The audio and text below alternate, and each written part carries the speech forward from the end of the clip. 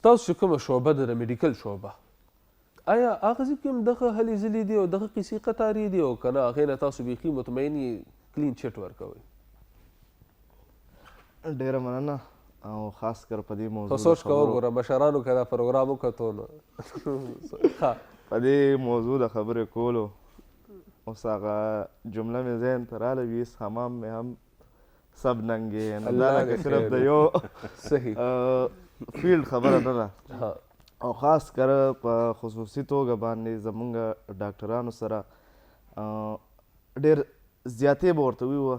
جی هغه دایي چې کوم مقام دی هغه ورته نه میلاویږي او تاسو که وګورئ نو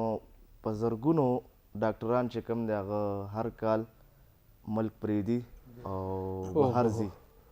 د بهر ملکونو دا کار چې چېرته یو انټلیکچوال کس وګوري یو پروګریسیو کس وګوري قابل ترین کس وګوري نو هغه یې ځان ته اټریکټ کوي صحیح زمونږ نه برین ډرین کېږي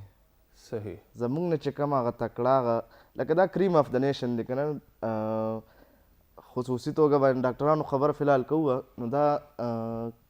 کریم آف د نیشن دي ته ځکه ویلی کېږي چې دا په هر یو لیول باندې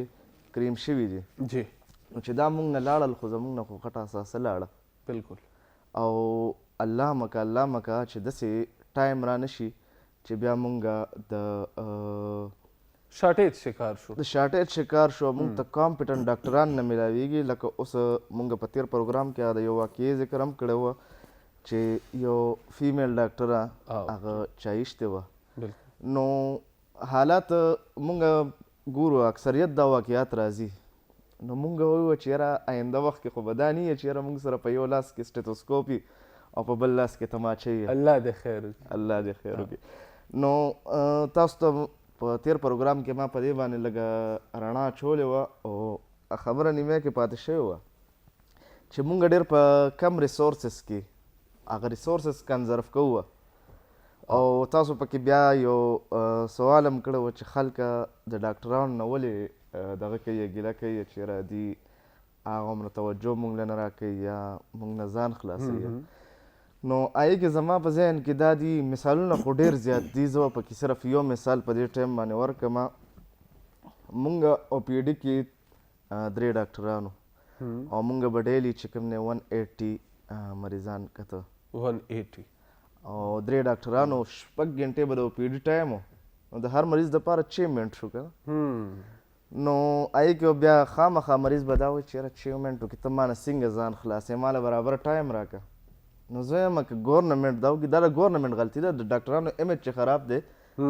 که دا ډاکټران د 3 په ځای 6 کړي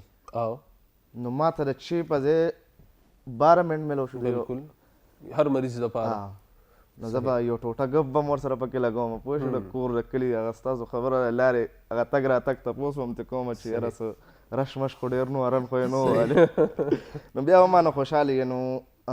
د دغې د وجې نه چې کوم بیا د ډاکټرانو امیج خراب شي ښه هاسپټل کې بیډ نه یې که نه یا څه وینټیلیټر نه یې نو زمونږ پښتون ولس خو چې کوم دی هغه چې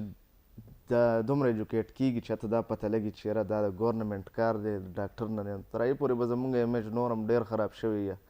خو بیا هم به هر حال د پاکستان ډاکټرانو چې کوم دی زه وایم د پښتون ولس لا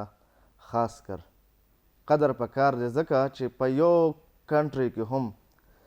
د 50 روپو پرچه باندې یا د 30 روپو پرچه باندې یو سپیشلیست ډاکټر یو کامپیټنټ سرجن ته ورځې هغه تعالی کنسلټیشن درکوي یو کنټري کې هم داسې نشته دی